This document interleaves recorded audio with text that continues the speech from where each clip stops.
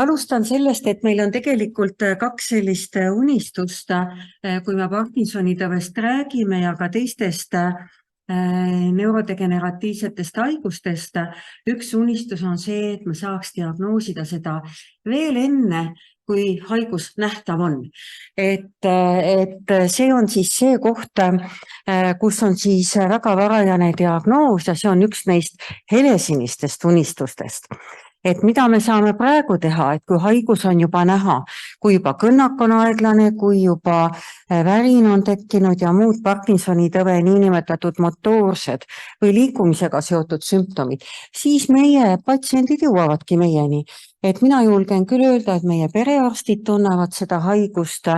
ja üldine teadlikkus on ka sellest piisavalt hea, nii et meie patsiendid jõuavad meieni küll.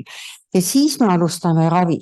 Me nimetame seda ka praegu varajaseks raviks, kui me püüame ravimite abil parandada liikumist, vähendada värinat, neid Parkinsoni tõve niinimetatud klassikalisi sümptomeid ravida.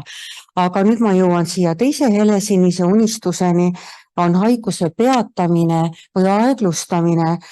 mida me nimetame neuroprotektsioon. Protektsioon ongi kaitse, närviraku kaitse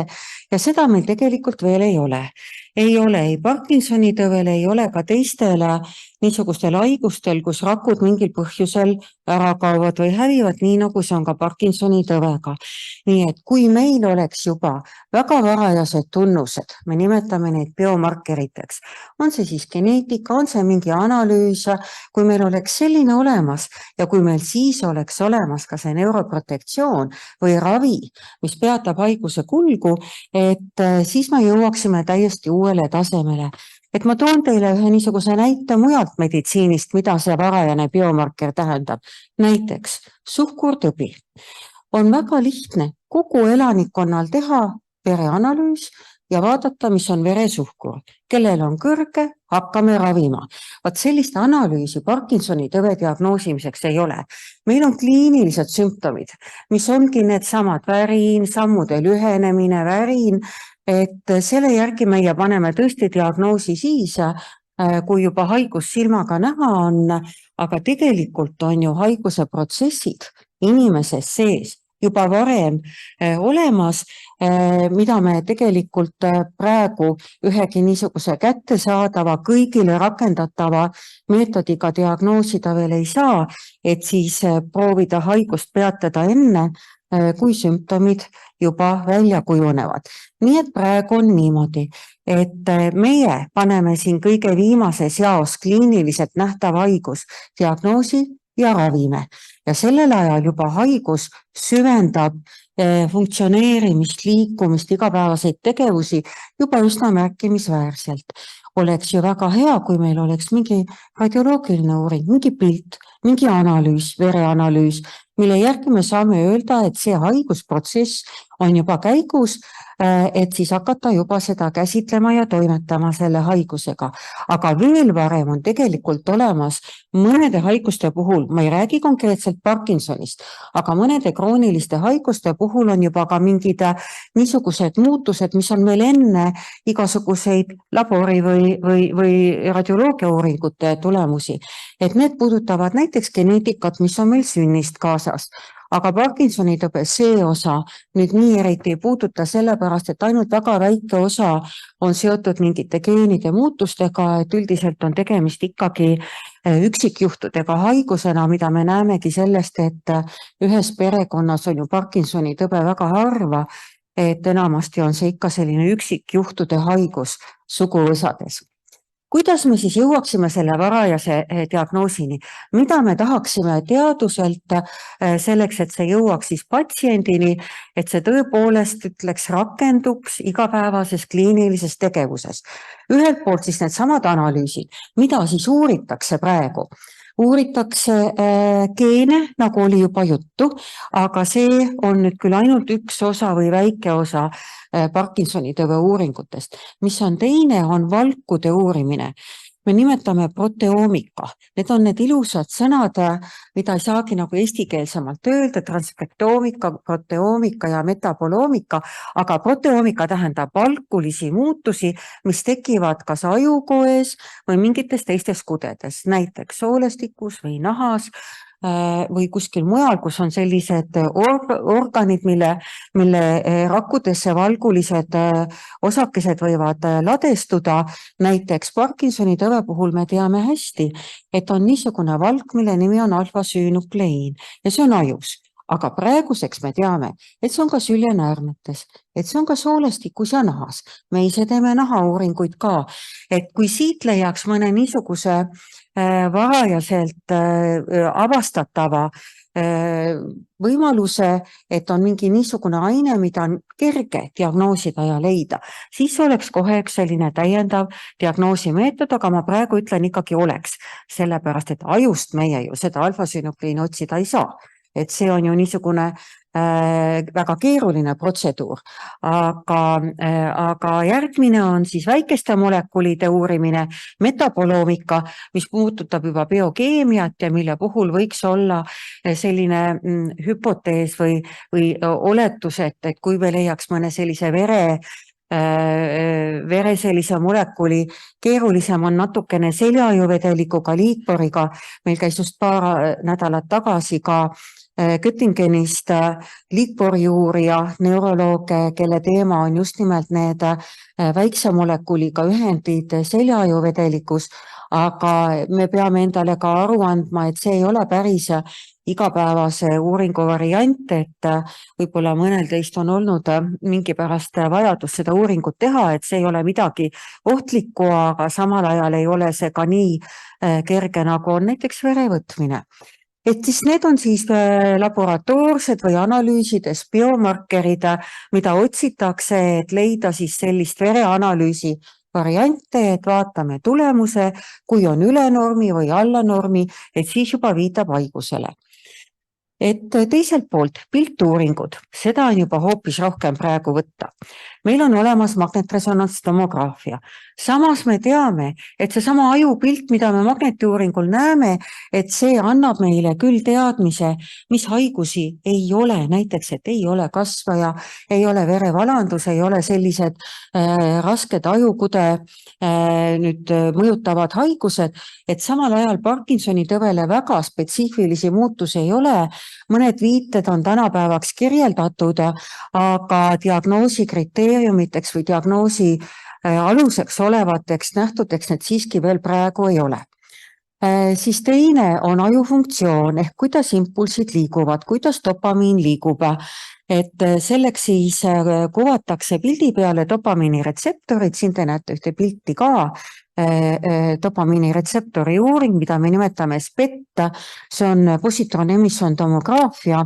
aga see on siiski ühelt poolt koormav uuring ja teiselt poolt ei ole ta ka jälle sellise täpsusega, et teda võiks või saaks kõigile kasutada, et me teeme seda vast umbes 10% juhtudest Parkinsoni tõve diagnoosimisel, juhul kui need sümptomid, mida me näeme, need kliinilised nähud, need ei vasta nagu päriselt diagnoosile, et me jääme kahtlema, et sellisel puhul annab see lisainfot, aga samal ajal, kui on olemas kindel haiguse pilt juba kliiniliselt haigusnähtude näol, et siis ei ole tegelikult see põhjendatud, see uuring. Uus uuring on Mustuma uuring, sellest on meil tehtud ka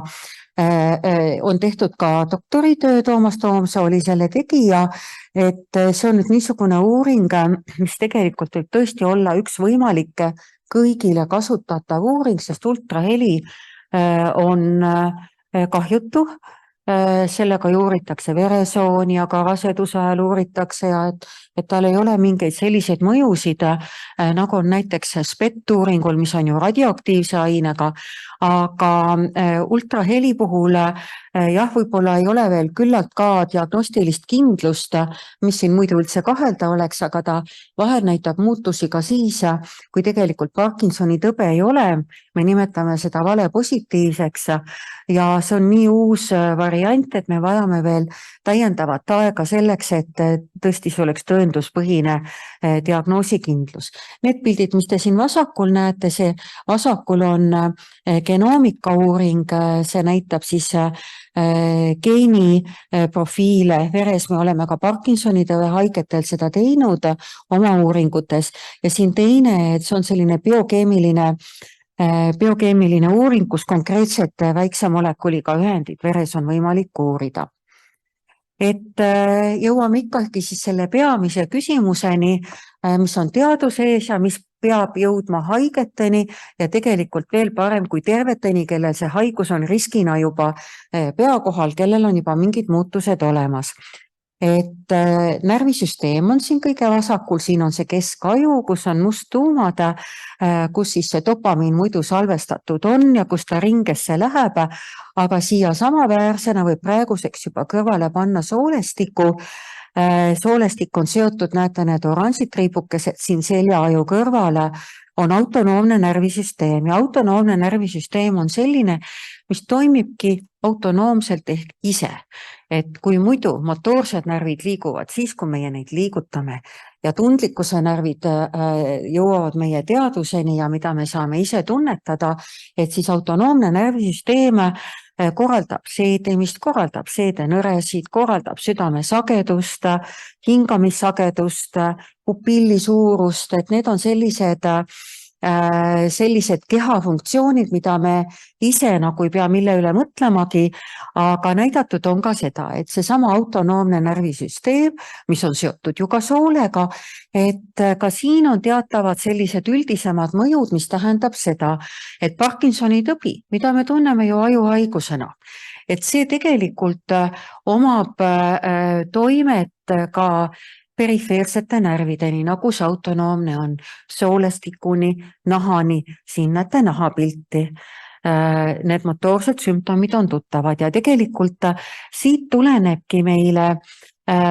küsimus leida neist samadest teistest organsüsteemidest varajasi diagnostilisi markereid ehk siis selliseid tunnuseid, mis aitaks meil haigust diagnoosida, enne kui see liikumine raskeks muutub. Et siin on mitmesugused uuringuvariandid ja küllap teist nii mõnedki on nendega ka tuttavad läbi meie uuringute, et neurofüsioloogia on näiteks see, kui me uurisime temperatuuri tundlikkust. Muidu ju Parkinsoni tõbi on liikumishaigus, aga meie uurisime hoopis tundlikkust ja selgub, et tegelikult ikkagi ka see närvisüsteemi osa on kaasatud ja miks me seda uurime ikka selle mõttega. Et kui nüüd uurida neid inimesi, kellel ongi perifeersete närvid ehk nende käte ja jalgade närvi kahjustus, et kas oleks kuidagi võimalik selle uurimise kaudu juba varem ennustada Parkinsoni tõbe. Et siia juurde käivad muidugi katsed on siis loomeeksperimendid, mille baasil on meil võimalik läbi haiguse mudeli tekitamise siis loomadel neid nähtusi ka uurida ja ka meie neurofüsioloogid koos siis laboriteadlastega on seda sama paralleelselt meie kliiniliste uuringutega tegemas. No kus siis midagi veel uurida, et see on niisugune kirju väljavõte teadusartiklist, et juba nimetatud sool, juba nimetatud soolestik, juba nimetatud nahk, süljenäärmed, et nende uurimine on praegu just selline tulipunkt Parkinsoni tõve uuringutes, aga siiski pole veel see kõik lõplikult selge, et milliseid organid veel võiks uurida ja mida seal siis täpselt uurida. Selleks, et midagi leida, peab meil olema metoodika, me peame teadma, mida me otsime. Ja siis tuleb jõuda selleni, et millel siis on tegelik tähendus. Sest ka normivariandid on erinevad. Kui me võtame kas või seda, kuidas me välja näeme, millised on meie juuksed või silmad või nahk, et need normivariandid on ju ka küllaltki laiad. Ja sellepärast peab meil olema nagu see baas teada, et mismoodi organismi erinevad organsüsteemid toimivad ja kui siis siin panna kokku erinevad faktorid, näiteks seesama REM-unehäire, millest Liis enne just rääkis. Kui panna siia juurde kõhukinnisus ja kui panna siia juurde veel mingi kolmas sümptom, depressioon, et siis me võime juba mõelda sellele, et kas see on juba viide sellele, et neurodegeneratiivne haigus on organismis arenemas. Et meil ei ole selles veel selgust, aga selliseid hüpoteese on õige palju juba ja lõhnatundlikkus on ka üks eriti oluline, kui REM-unehäire, lõhnatundlikkuse häire ja näiteks siis ütleme naha muutused, et neid erinevaid nii-öelda diagnostilisi komplekte on juba loodud ja näidatud siis, milliste puhul siis see haiguse väljakujunemine on suurema riskiga. Aga diagnoosi ei saa me ikkagi veel praegu vähemalt sellel ajal panna, aga nende uuringute eesmärk ongi see, et saada selline võimalikult tõendatud variant neist erinevatest biomarkeritest. Et tulen nüüd selle juurde, kuidas me siis disainime ühte uuringut, millest oleks kasu ka haigetele. Et me alustame sellest, et meil on vaja paika panna uuringu küsimused. Kas me uurime haiguse tekkemehhanisme või me uurime haiguse kulgu, et kellel on tõenäosus kiiremaks haiguse kulus, kellel aeglasemaks. Seda me teame hästi, et Parkinsoni tõbi võib olla õige erinev. Et mõnedel on ta nagu treemor, värin on peamine sümptom, teistel on liigutuste aeglus peamine sümptom, kolmandatel on need niinimetatud mittemotoorsed häired, ikka need nahk ja unehäired ja süljenäärmete probleem või süljeliiksus, et näidata, et ka siin on mingisugused sellised viited juba selle esialgse kliinilise pildi järgi, kuidas see haigus kulgema hakkab. Sest tegelikult me ju ette ennustada ei taha, sest me ei saa. Aga et kas oleks selliseid viiteid juba haiguse alguses. Ja kolmas mul on jäänud siia ingliskeelne sõna neuroprotection, aga see on seesama eestikeelse neuroprotektsioon, et kas me otsime ravimeid või toimeaineid, millega siis seda kulgu peatada. Et meil peab olema uuringu küsimus kõigepealt. Ja siis selle alusel tulebki see hüpotees. Meie hüpotees näiteks võib olla see, et mingisugused konkreetsed nahamuutused viitavad sellele, et kui neil on juures mingisugused soolestiku, mikrobiomi, mikroorganismide muutused, et siis on Parkinsoni tõve arenemise risk juba mingi teatava suurusega, et see on juba hüpotees, et me arvame, et nii võib olla ja kui me juba midagi arvame, siis meil on kindel suund edasi minna. Ja siis juba selle järgi me peame tegema valiku ehk metoodika, mida me siis täpselt uurime, mida me patsiendilt küsime ja kui palju meil on vaja uurida inimesi, et saada tulemust, kas meil on vaja uurida sama vanasid, samast soost inimesi selleks, et võrrelda siis inimesi, kellel on Parkinsoni tõbi, nendega, kellel ei ole, et siin sinistes kastides on sellised näited, et mis siis võib olla see meie metoodika või paneme me mitu varianti kokku ja siit tuleneb ka see, et meil on vaja koostööd erinevate erialade vahel. Neuroteadused, see ei ole neuroloogia ainult, sinna alla kuulub kõik, mis ka laboris toimub, geneetika, molekulaarne radioloogia, mis tähendab mitte ainult piltuuringuid, vaid ka funktsionaalselt uurida, kuidas ajustruktuur ja ajuosad omavahel suhtlevad ja toimivad. Ja siis tulevad arvesse muidugi lisaks sellele, mis inimeses toimub, ka keskkonnafaktorid. Et võtame siin näitena mikroorganismid, see on ka jälle üks selline arenev teema, mida on juba uuritud ja uuritakse edasi, näiteks mikroorganismid ja inimene ja keskkonnamõjud neile. Et mida on näidatud, meie mikrobioloogid on mitte nüüd Parkinsoni tõvega seoses, aga on teinud sellise hea vananemise uuringu, et nad on uurinud inimesi, kes on elanud 100-aastaseks ja uurinud, millised on nende mikroobid kõhus, sõna otseses mõttes. Ja nad on näitanud, et see on väga suured variandid on seal ja et neil inimestel, kes söövad värsket ja rohelist ja punast ja kollast ja liha ja kõike niimoodi tasakaalustatult, et nende inimeste mikroobide kogukond ehk mikrobioom või mikrobiota on vaheldusrikkam, kui on neil inimestel, kes ainult nurga peal burgerit söövad. mõjutavad, et see on nagu väga oluline, see niisugune traditsiooniline toitumine ja on näidatud ka, et Vahemere dieet on hea, mille juures on palju niisugust juurvilju, puuvilju ja ei ole seda loomset rasva eriti palju. Nii et siit on juba sellised esimesed viited tulnud, et niimoodi saab nagu tervise ja haiguse vahel tõesti näidata, et kus see siis joon jookseb, kuigi te näete, väga täpset joont ju ei olegi, et kus siis haigus algab, aga see on nagu üks selline faktor ja näide, kuidas siis keskkonnal võib ka oma mõju olla siis konkreetse haiguse kulgemisel. Nii et näiteks, kui on mikrobiota häired ja elustiilid muutuvad, toitumine muutub, kodukeemiat tuleb palju juurde, siis see omakorda võib mikroorganisme meie kehas muuta nende, ütleme, selliste variaabelsust või kui palju liike neid on. Ja sellest võivadki tulla elustiili haigused, nii et siin on taust on palju suurem, et me ei saa rääkida üks mingi faktor nagu mikroobid ja üks haigus, see ei ole nii, vaid üks faktor võib mõjutada mitmete organsüsteemide haiguste kujunemist ja siin tulevad juba arvesse muidugi ka teised inimese ainevahetus, inimese immuunsüsteem, geneetiline taust, mis näitabki seda, et kogu see haiguste uurimine on keerulisem, et meil on nagu vaja mitut asja kokku panna, et me ühe haiguse suhtes saaksime mingeid konkreetseid viiteid. Nii et see on meil teada üldisemalt, et seedetrakt on seotud kesknärvisüsteemiga, lõhnatundlikkus langeb, kõhukinnisus, need on kõik selle nagu kliinilised avaldused, mida inimene kaebab, mis tuleb välja uuringutel, aga millest see siis tingitud on ja kas see on seotud Parkinsoni tõvega? See on nüüd juba teadusuuringute öelda ja ongi näidatud, et soolestiku muutused on nagu sellised potentsiaalsed juba diagnostilised näitajad Parkinsoni tõve diagnoosimisel, et küsimus on muidugi ka seda, selles, kui palju, et kas me saame kõiki inimesi uurida sel moel, nagu me teeme teadusuuringus, et see peab olema nagu kergesti kättesaadav ka neile inimestele, kellel uuringuid on siis teha vaja. Aga on jah jõutud selleni, et see on nüüd niisugune mikrobiomi andmebaas, mis on jällegi mikrobioloogide käest saadud, et näidata, et millises on rahvusvaheline, et millises rahvastikus,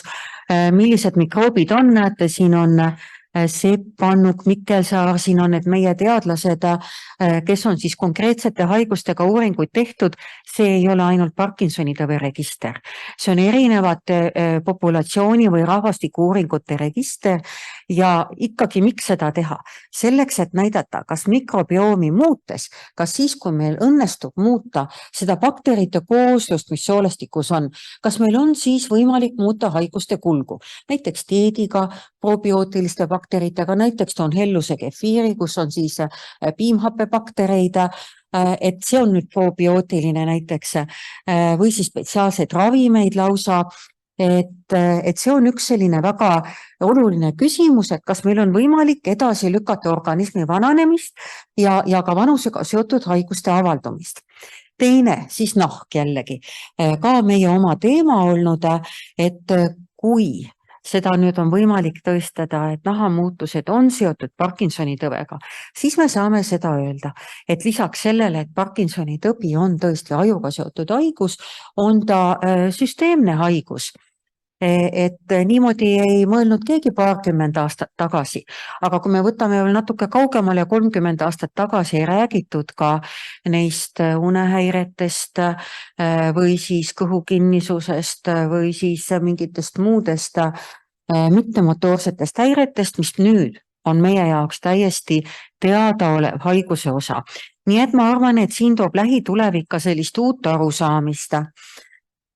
Ja kõige keerulisem on nende samade uuringute baasil jõuda siis uute ravimiteni, et kuidas me siis saame mõjutada neid asju, mida me oleme nüüd teada saanud, need mehhanismid, need toimetegurid, mis siis selle haiguse avaldumisega seotud on, et kas on siis võimalik neid kuidagi pidurdada, kas saab rakkusid aktiveerida, kas on kuidagi erinevad ravimivariandid vanade toimeainete baasil, mis toimivad erineva rütmiga neist ravimitest, mida me siiani oleme kasutanud. No ma toon näiteks kohe Levodopa. Levodopast on lühitoimelised tabletid erinevate nimedega, erinevate kombinatsioonidega, on mitme ravimi kombinatsiooniga tabletid, on pikatoimelised, on lahustuv, on pumbaravimina ta olemas ja nüüd oleme ootel ka, et oleks nahaaluse infusioonina, nahaaluse tilgutamise ravimina, et võt niisugused asjad võivad ka muuta ravimi omastamist organismis ja selle ravimi toimeta, et kas on siiski mingisugused muud retseptorid veel närvisüsteemis peale dopamiini, mis on mõjutatavad või siis kas oleks põhjust kasutada erinevate neurodegeneratiivsete haiguste puhul, üks neist on siis Parkinson, neid ravimid, mis on efekti näitanud teiste puhul, et no need vajavad suuri uuringuid. Et kui on meil niisugune sekkumisuuring, kui meil on, ütleme, loomeksperiment, siis seal võib olla suhteliselt vähe. Kui me teeme mingit konkreetset mõõtmisi, siis peab olema palju. Muidugi, kui me räägime juba inimuuringutest, siis peab olema kontrollrühm selleks, et näidata, et mingi asi toimib. Et siin on tõesti statistika eriharu see, mis tegeleb sellega, et kui pikalt, kui palju, mis mudelitega uurida, aga see on küll hästi teada, et ravimuuringud on alati pikaajalised. Me alla 10 aastast siin ei saagi rääkida sellest, kui tuleb üks uus molekul, mis on hüpoteetiline ravim, sest ravimuuringud on mitmes etapis, jällegi võib-olla keegi teist on ka osalenud mõnes Parkinsoni tõve uuringus, aga uue ravimi tulek võtab aega 10-15 aastat selleks, et oleks teada, et ta on tõesti turvaline, et tal ei ole ohtlikke kõrvaltoimeid ja et tal oleks ka toimed muidugi olemas, see on number 1 punkt ju. Ja kui me räägime teist poolt, siis on ka tehnoloogia, see on kogu see neuroteadused, immuunravi, tüvirakud, elektroodidega stimulatsiooniravi, et see on nüüd teine pool lisaks ravimitele, et siin on ka arengud olemas. Näiteks on praegu käimas uuringud, õigemini vist juba läbigi saamas selle sama alfasüünukleini, see valk, mis on ajus ja nahas ja mujal ka, et selle alfasüünukleini vastu vaktsineerimine. See kõlab nagu küllalt niimoodi unistuslikult, aga tegelikult on see realistlikult olemas, aga miks ei saa olla valdav ravim? Tulen kohe teise poole juurde, mis ei ole nii positiivne on see, et alfasüünuklein on ainult üks paljudest mehhanismidest, mis on Parkinsoni tõve väljakujunemisel. Et me saame nagu ühte liini selle haiguse mehhanismides selle abil mõjutada, aga teised variandid või teised haiguse väljakujunemise mehhanismid ikkagi võivad toimida ja kuna see on nii mitmepalgeline haigus nagu üldse kroonilised haigused, et siis tõesti peab olema see selline kompleksne ravi. Ja siin ma näitan sellist slaidi, mis on tehtud Maailma Terviseorganisatsiooni poolt neurodegeneratiivsete haiguste uuringute nagu prioriteedid või mida me peaks kõige rohkem uurima. Et see on küll rohkem niisuguste mäluhäirete, aga tegelikult ka teiste rakkude kadumise või hävimisega seotud haiguste puhul ja mida on siin kõige rohkem protsentuaalselt, te näete, et see ei olegi molekul, molekul on ka oluline. On vaja biomarkerid, näete need samad, uurida ravimeid, riske, ennetamisi, aga mis on sama oluline osa, kui mitte isegi natuke ülekaalus kokku, on see nii-öelda normaalne vananemine, teenused patsientidele ja nende hooldajatele, avalik teadlikkus. Vaat see on see, mis peab jõudma nüüd nendeni, kes sellel haigusega pistmist on ja nende peredeni, sest meie teame ju väga hästi, üks krooniline haigus, ükskõik milline krooniline, mitte ainult neuroloogilised, aga krooniline haigus on küll ühe patsiendi haigus, aga mitte ainult. See on perekonna haigus ja mõnes mõttes on see ka ühiskonna või kogukonna haigus, eriti nende haiguste puhul, kus on vajalik täiendav sotsiaalabi või ka hooldusabi. Ja kui nüüd minna veel edasi, et neid kõiki läbi lugeda ei ole vaja ja see on ainult väga väike läbilõige sellest, kuidas me oleme järjest avaldanud ka oma uuringuid, uurinud küll geene ja seda sonograafiat ja ja siis erinevaid vere ja naha biomarkereid, mis kõik saab tekkida selle peale, mida Liis Kadastik-Eerve on teinud, kes täna rääkis siis unehäiretest, aga kõige alla siia käib epidemioloogiline uuring, ehk meil on vaja oma patsientidest ülevaade saada, kui palju meil neid on, milline see haigus on, neid testida sümptomite suhtes ja mälu ja meeleolu ja nende muude nähtude suhtes, et nende epidemioloogia uuringute peale on siis võimalik ehitada selliseid biomarkerite uuringuid, kust me võime siis oodata juba edasist tulemust ravivõimaluste laiendamiseks. Ja kui me hakkame teadusprojekti tegema, siis meil ongi siin nagu kaks poolt. Üks on teadusteema, inimesed, taristu ehk aparatuur, ruumid, hooned, kus seda kõike teha, et see on ka oluline. Aga kõigepealt peab olema ikkagi idee, hüpotees, mis on teadlaste peas, meetodid, kuidas seda saab teha, oskus neid meetodeid kasutada, see tähendab inimesed, kes uuringut teevad, peavad olema eksperdid, mitte ainult uurijad, teadlased, vaid ka kogu meeskond peab juures olema, laborandid ja muu ja koostöövõrgustik, et sageli on mõned niisugused markerid, näiteks kas või need geenid, et me oleme siin mitmes maailma konsortsiumis 100 patsiendiga, ei ole võimalik midagi siin näidata veel, peab olema ikka 5-kohaline arv, üle 10 000 haige, et näidata mõne geenifaktori olulisust, et selles mõttes on ka võrgustikud olulised. Aga teiselt poolt on vajalik muidugi rahastus, et selleks, et tuleks uued ravimid, selleks, et tuleks uus teadmine, peab olema muidugi ressurss, inimesed ja idee käib küll kõige ees, aga et seda läbi viia, et siin on meil mitmed niisugused teadusgrandid, Eesti Teadusagentuur on see, mis on meil, ütleme, kõige lähemal, aga selles mõttes ta ei ole väga lähedal, ei ole 10-15% taotlustest saab ju ainult rahastuse, aga meil näide on see nahauuring, mida me selle toetuse baasil teeme, siis ka ülikooli ja kliinikumi teadusrahastus selles plaanis, et kliinikum on viimased 2 aastat siis ehk haigla pool on siis välja kuulutanud oma arendusfondist siis teadusprojektide konkursi. Need ei ole nii suured grandid, aga see on väga oluline tugi. Kui mõni teema ei ole suurt granti saanud, siis tegelikult on võimalik kindlasti osa uuringu etappe teha ka, ütleme, sellise väiksema ressursiga ülikoolid, siis baasfinantseerimine. Meil on ka Euroopa projekte, kus me oleme üks osa. Meil on neid olnud ka varem, aga praegu just lõppes Parkinsoni tõve palliatiivne käsitlus, kus ei osalenud küll väga palju patsiente, aga kust tuli siis teadmine, kuidas on see õenduskäsitlus ja sellele praegu ollakse taotlemas Euroopast juba järgmist projekti, mille võrgustikus me ka oleme, et seal on tavaliselt 10-15 erinevat Euroopa maad kaasatud ja siis me tegime eelmine aasta veel ühe niisuguse fondi, millel on juba põhi on olemas, ma julgen niimoodi öelda, et see liigutushäirete fond, et mis on tehtud mõnes mõttes teiste riikide eeskujul, et me oleme näinud, kuidas suurte Parkinsoni seltside juures, nagu Ameerika patsiendiühend või Euroopa, et küllalt palju teadustöid tehakse ka nende kaudu annetatud toetustega, nii et meil on ka nüüd selline variant olemas ja ma loodan, et see läheb nii palju käima, mis on nüüd jälle meie töö, et seda teha ja teavitada ja esitleda, et me saaksime mõne uuringuga sealt rahastada, et see on analoogne Eesti kõige suurem on ilmselt vähifond, et niisugust muidugi kaja ja edukust ilmselt ei saa sellele loota, aga ma arvan ikkagi, et siit tuleb tugi eelkõige meie noortele uurijatele.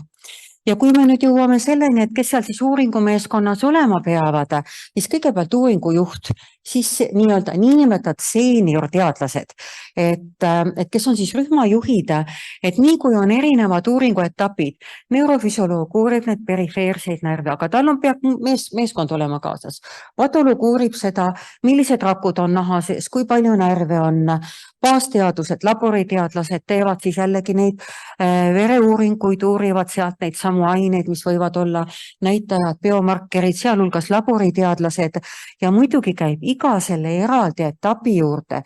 õed, laborandid, tehnikud, koordinaatorid, ka üliõpilased aitavad meil uuringuid teha, et jällegi, kes on meie uuringutes osalevad, näevad, kui palju inimesi on sinna kaasatud selleks, et üldse tuleks tulemus. Muidugi ka doktorandid, teaduskraadi taotlejad on kõige paremad tulemuste publitseerijad. Järeldoktoreid meil kliinilise poole peal on vähe, küll aga laboris on järeldoktorid sageli, kes on juba kaitsenud doktorikraadi ja siis teevad veel 2 aastat teadust. Aga miks kliinilises vähem on sellepärast, et kui arstid saavad teaduskraadi tehtud, lähevad nad tavaliselt haigeid ravima. Lisaks sellele, et nad on teadust teinud. Ja väga oluline on see, et ka patsiendid ja nende lähedased ja ka kontrolluuritavad on meeskonna liikmed ja panin siia ka mulle väga meeldib see pilt, et see on juba nüüd mõni aasta tagasi tehtud, et kõik need ühised tegevused, ma neid väga armastan, et käiakse koos ja need meie laagrid ja kas või tänane kokkusaamine, aga mida ma tahan öelda, mis uuringutesse puutub, et siis me püüame tõesti nende oma epidemioloogia andmebaasi ja jätkatud andmebaaside alusel siis patsiente otsida ja kutsuda ja samavõrra siis kontrolluuritavad, kes vahel on olnud ka patsientide enda lähedased, kellega nad koos elavad, aga muide samamoodi uurijate lähedased, nii et on meil selline koostöövõrgustik. Ja sellega ma siis lõpetaksin, et pilt on juba selline maikuine tegelikult. Meil on juba nartsissid olemas, aga hein jõuab ka kohe järgi. Tänan tähelepanu eest.